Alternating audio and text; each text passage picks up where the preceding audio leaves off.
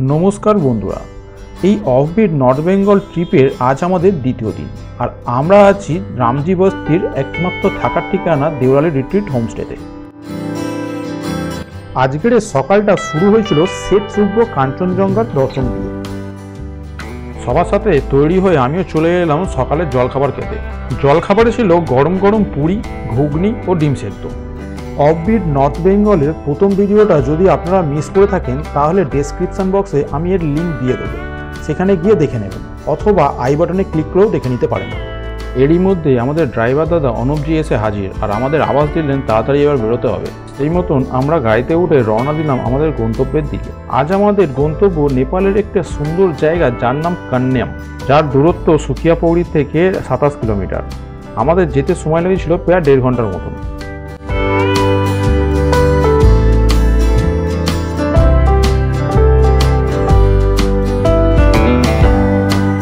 সুকিয়াপৌড়ির যানজটকে এড়ানোর জন্য আমাদের ড্রাইভার দাদা এই ছোট রাস্তাটা ধরেছিল। জঙ্গলে ঘেরা এই রাস্তাটা বেশ রোমাঞ্চকর।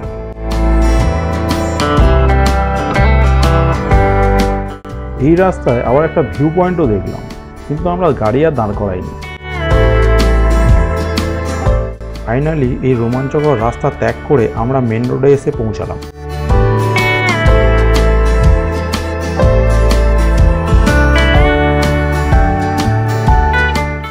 গতকাল মেঘাচ্ছন্ন থাকার কারণে সীমানা ভিউ পয়েন্ট থেকে নেপালের কোনো ভিউ আমরা পাইনি, তাই আজ যাওয়ার পথে সীমানা ভিউ পয়েন্টে দাঁড়িয়ে নেপালের সেই মনোরম দৃশ্য দু চোখ ভরে উপভোগ করলাম।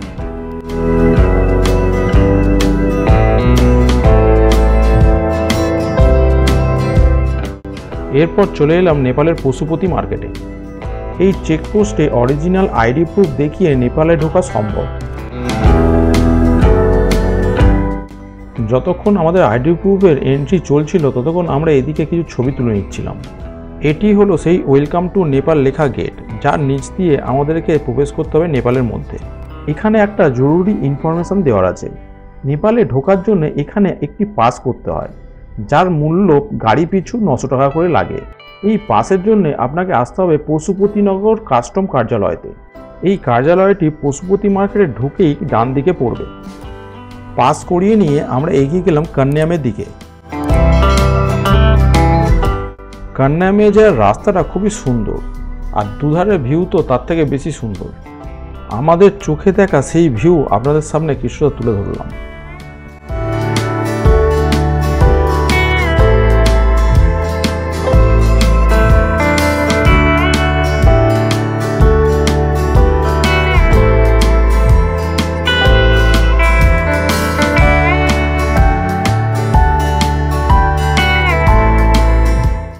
সবুজ চা বাগানে ঘেরা এই চকচকে রাস্তায় আমাদের ভ্রমণের অভিজ্ঞতাটা খুবই ভালো হয়েছিল। দুদিকের এত সবুজ রং আর সামনের এরকম দৃশ্য আমাদের যাত্রাটাকে আরো মনোমুগ্ধ করে তুলেছিল। তাই মন বলে উঠল মঞ্জিল সে বেহতর লগনে লগে হ্যায় এই রাস্তায়।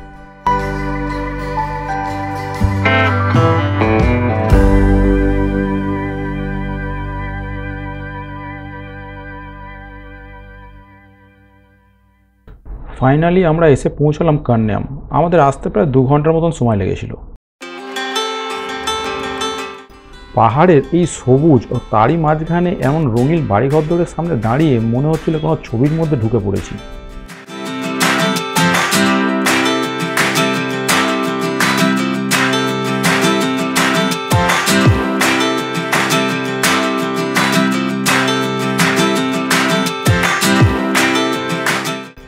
এটা একটা কান্যামের ভিউ পয়েন্ট, যেখানে দাঁড়িয়ে আপনি কান্যামের অনেকটাই অংশ সুন্দরভাবে উপভোগ করতে পারবেন।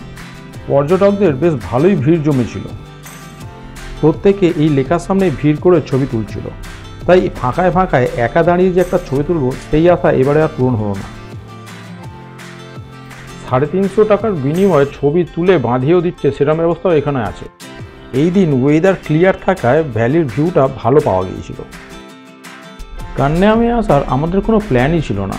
আমাদের আজকের যাওয়ার ছিল ধোদরে আর শ্রীকোলার দিকে। রামজি বস্তির দেওরালি রিট্রিট হোমস্টের ওনার লাডুকজি আমাদেরকে এই জায়গার কথা জানান। আমরা সেই মতনই এইদিকে আসি।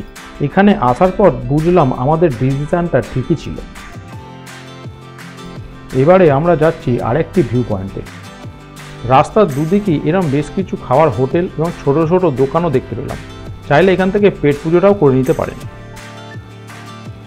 চাইলে ঘোড়ার পিঠে চড়ে একটা ছোট্ট রাইডও করে নিতে পারেন, এতে ছোটোবেলার মনের ইচ্ছাটাও পূরণ হয়ে যাবে।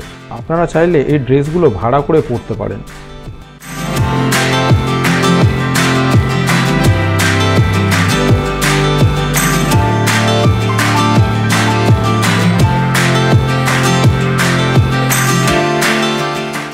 এখন আমি যাচ্ছি ওই উঁচু জায়গাটায়।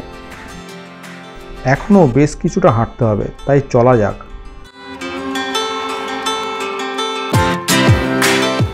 চলার পথে এই সুন্দর জায়গাটা দেখে একটু দাঁড়িয়ে গেলাম। পাহাড়ের কোলে সারি সারি পাইন গাছ, তারই মাঝে একটা ছোট্ট প্লেগ্রাউন্ড, আর পাশের বিল্ডিংটা সম্ভবত একটা স্কুল। যাই হোক, জায়গাটা আমার খুব ভালো লাগলো, তাই ক্যামেরায় বন্দি করার চেষ্টা করলাম। বহু পর্যটককে এইখানে বসে ছবি তুলতে দেখলাম, আর তোলাই উচিত, কারণ স্মৃতি হিসাবে এই ছবিগুলি তারা বাড়িতে গিয়ে দেখবে।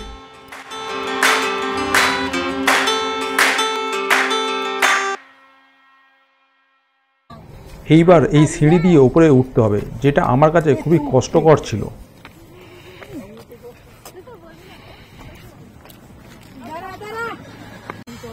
পা ব্যথা হয়ে গেছিল, তাই আস্তে আস্তে পা ফেলে উঠছিলাম। পাহাড়ে একটু হাঁটলেই নিঃশ্বাস ফুলে যায়, তাহলে সিঁড়ি চড়তে আমার কি কষ্ট হচ্ছিল সেটা আপনারা বুঝতেই পারছেন। উপরে নেপালের একটা ফ্ল্যাগ উঠছে।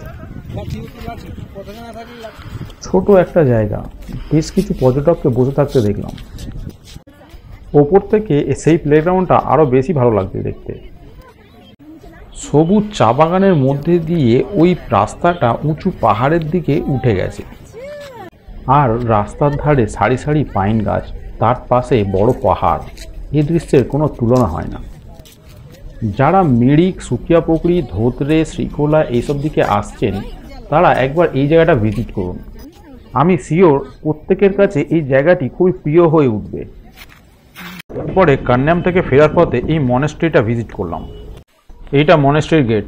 এই সিঁড়ি দিয়ে উঠে আমাদেরকে মনেস্ট্রিতে যেতে হবে।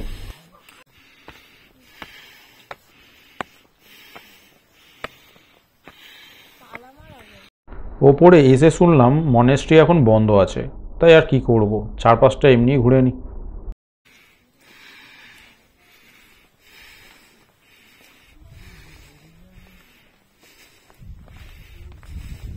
এই মনেস্ট্রির পরিবেশ খুবই শান্ত থাকার কারণে দীর্ঘক্ষণ সময় কাটাতে মন্দ লাগে না।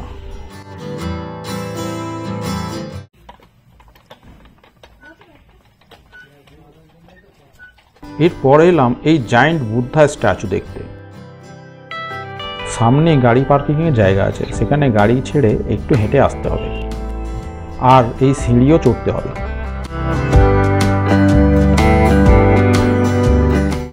আর তবেই পৌঁছাবেন এই বুদ্ধা স্ট্যাচুর পাদদেশে।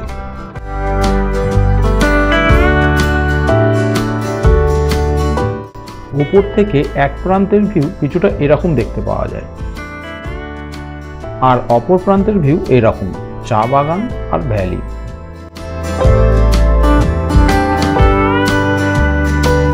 এই স্ট্যাচুর মুখটা কেন ঢেকে রাখা হয়েছিল সেটা জানতে পারিনি, বোধহয় মেনটেনেন্স চলছিল তাই। এই স্ট্যাচুর পাশেই এরকম একটা ব্রিজ করা আছে ওপারের চা বাগানে যাওয়ার জন্য। ভালোই হাওয়া চলছিল। আমাদের কিছু লোক ব্রিজের ওপর দাঁড়িয়ে ফটো তুলতেও শুরু করে দিয়েছে।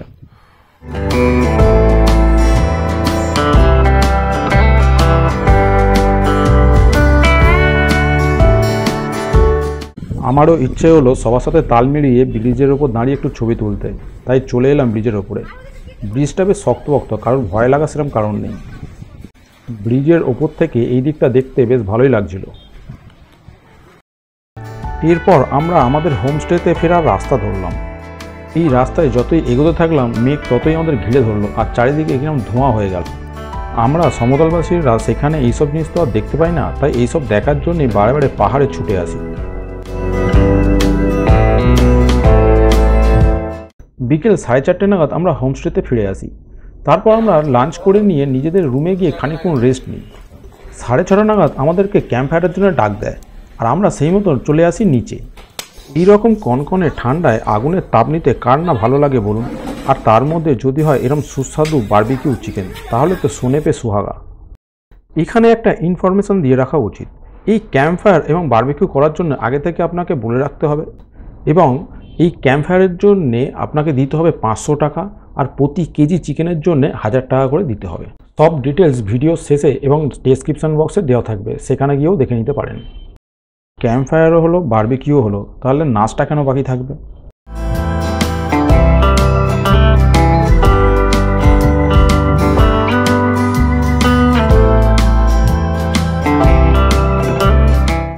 এইসবের মাঝে কখন রাত 10টা বেজে গেছে বুঝতেও পারেনি, আর পাহাড়ও চলে গেছে ঘুমের দেশে।